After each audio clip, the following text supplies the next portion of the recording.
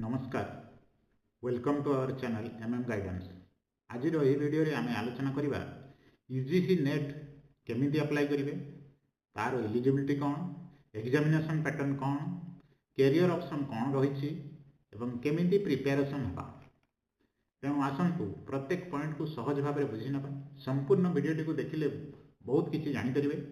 यहीपरि अधिक अधिक informative content पाइबा चैनल को लाइक शेयर और सब्सक्राइब करूँ। चैनल को प्रथम थर देखुले वर्तमान ही सब्सक्राइब करनी, सब्सक्राइब कले यहीपरि इनफॉर्मेशन प्रथमे आपण पाइपर। आपण यूजीसी नेट कौन किए आवेदन करें, परीक्षार पैटर्न और पास करने पर कैरियर अवसर कौन, यह विषय जदि भावुंट तेरे यह वीडियोटी संपूर्ण आपण चलतु आरंभ करवा। प्रथम हूँ यूजीसी नेट कौन, aim of the UGC NET, eligibility, examination pattern, syllabus, career option, preparation tips, यही सब विषय आज आम आलोचना करवा। प्रथम हूँ यूजीसी नेट कौन, what is UGC NET. UGC NET हूँ सर्वभारतीय स्तर में परीक्षा नेशनल एलिजिबिलिटी टेस्ट। यूजीसी रो फुल फॉर्म हूँ university grants commission. National eligibility test वर्षरे 2 थर हुए, 2 टाइम्स इन ए ईयर। यह सर्वभारत स्तर एक परीक्षा, जो परीक्षा को साधारणतः पीजी जो मैंने पीजी करुँच से मैंने देपारे। ताहले ये यूजीसी नेट परीक्षा कर उद्देश्य कौन, कौन ता पछरे उद्देश्य अच्छी।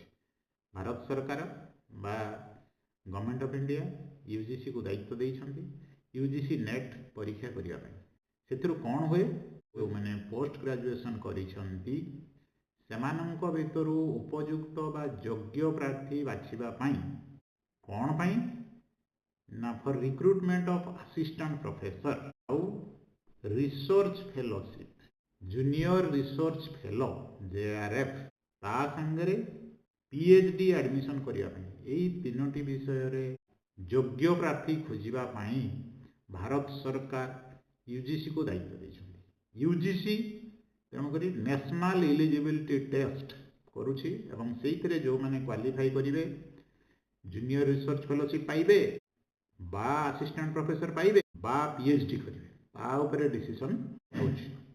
यूजीसी पुणी यही परीक्षाटी करने नेशनल टेस्टिंग एजेंसी ताकू दायित्व देछि। तेणु यूजीसी नेट हूँ यूनिवर्सिटी ग्रांट्स कमिशन द्वारा दायित्व दि जाइथिबा एक परीक्षा जहाँ को नेशनल टेस्टिंग एजेंसी वर्ष को 2 थर करें, जून मासरे थरे एवं डिसेम्बर बोलिया गोटे 2 थर। वर्तमान देखिबा यही जो परीक्षा हुए 3टी कैटेगरी हुए। 3टी कैटेगरी कौन कौन, प्रथम कैटेगरीटा है award of JRF and appointment as assistant professor. जो पिला माने एथिरे क्वालिफाई करिवे बा जे एई ऑप्शन देइथिबो जेआरएफ एवं अपॉइंटमेंट एज असिस्टेंट प्रोफेसर, ये होची कैटेगरी 1। से माने जेआरएफ पई जाई परिबे आउ असिस्टेंट प्रोफेसर मध्ये हेई परिबे, ता संगे से माने पीएचडी मध्ये करि परिबे। 3टा पई eligible JRF, assistant professor, PhD. Category 2 रे होची केवल असिस्टेंट प्रोफेसर ओनली, जेआरएफ से माने पाइबे नाही किंतु असिस्टेंट प्रोफेसर हो पारे आ पीएचडी करें। कैटेगरी 3 जोटा कि खाली एडमिशन टू पीएचडी ओनली, केवल पीएचडी से करें, जेआरएफ पाइबे नाही किंबा असिस्टेंट प्रोफेसर हो पारे नहीं किंतु पीएचडी करें। 3टा कैटेगरी से पिला सिलेक्शन होउछंती। ये जो यूजीसी नेट चाकरी नुह, चाकरी करिबा पाई योग्यता परीक्षा माने यूजीसी नेट जड़े क्वालिफाई न कले से असिस्टेंट प्रोफेसर हो पारिबो नाही। जेते भारतर यूनिवर्सिटी अच्छी गवर्नमेंट कॉलेज अच्छी जो मानू यूजीसी स्केल दि जाउछि नहले से असिस्टेंट प्रोफेसर हिसाब से नियुक्ति पाई पारिबो नाही।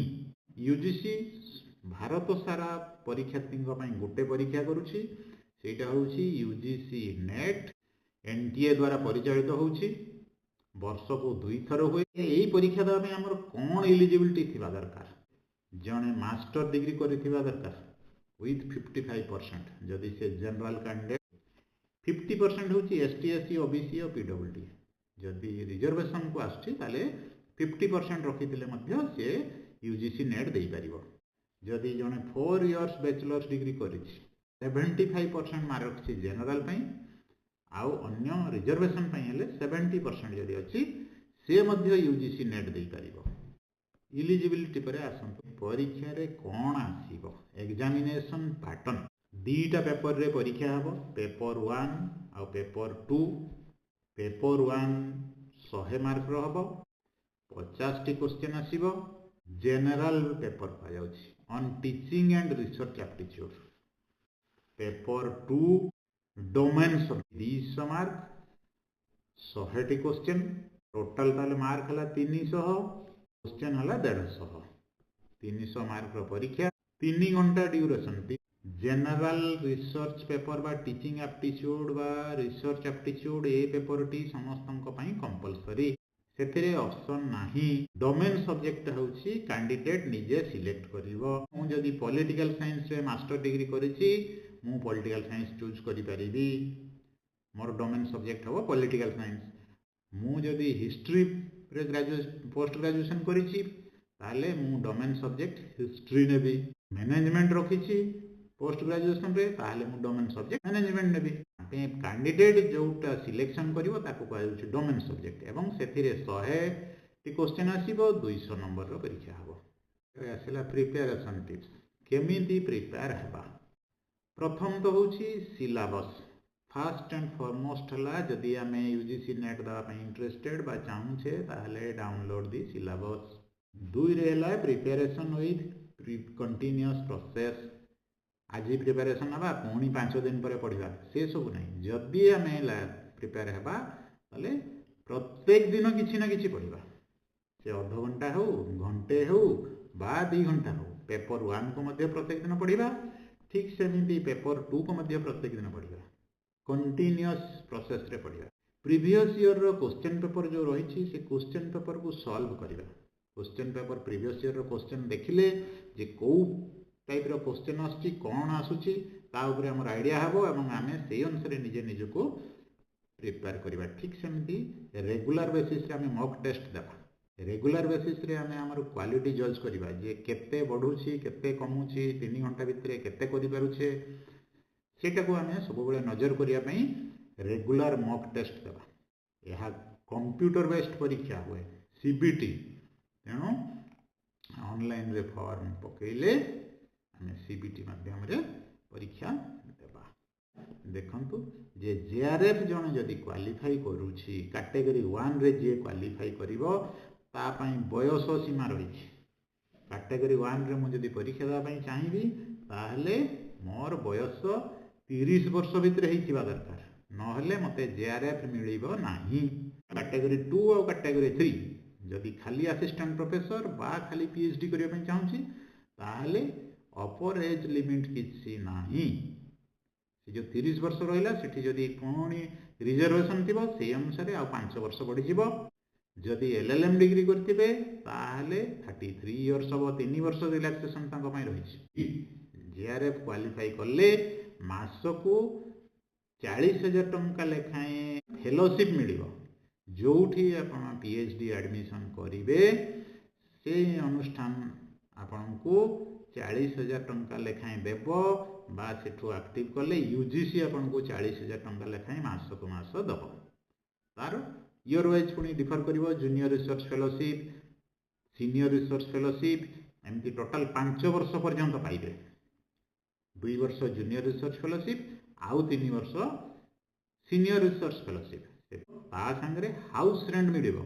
जेआरएफ क्वालिफाई कले पीएचडी धरी नियंतु आपण फ्री रे पाइबे बोली कहीं सरकार आपको मासको 40,000 टंका लेखा ता संगे एचआर देले सेइथिरे आपणकर जहा सब खर्च हेइजिवो।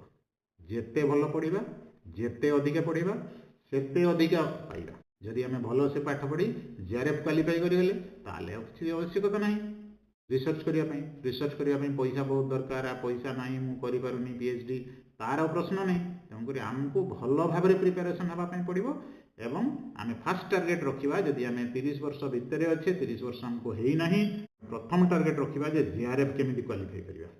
गोटे समय रे परीक्षा हम जी भल से परीक्षा दब से जेआरएफ क्वालिफाई कर MCQ आसीबो गोटे ठीक कले 2 नंबर मिलिबो भूल कले मार्क मिलिबो नाही नेगेटिव मार्किंग नाही एटा मध्य मन रखंतु भलो भाबरे प्रिपरेशन होंतु जो गुडा को हे गला ताकू कर देले ता बाद आ जहा रही जीवो जेहेतु नेगेटिव मार्किंग नाही 100% अटेंड करके आसीबे ना मार्क तो कटिबार नाही सबु क्वेश्चन गुडा को कंपलसरी 150 टा क्वेश्चन कंपलसरी 300 नंबर 300 को 3 घंटा ड्यूरेशन रे परीक्षा देके आसीबे तेणु आज प्रिपरेशन आरंभ करंतु सबुठु हाईएस्ट डिग्री एक्सेप्ट करिया पे चाहूँ PhD से ता पछरे जदि आपण लागुछंती ताले वर्तमान टू आरंभ करंतु आउ आसंता काली नु आज ही आरंभ करंतु आज पय एतिकी जदि वीडियो टी आपन को भल लागिला ताहले लाइक शेयर सब्सक्राइब करने को भूलिए नहीं कमेंट माध्यम रे हमको जणाइबे जे वीडियो टी केमिति लागिला थैंक यू।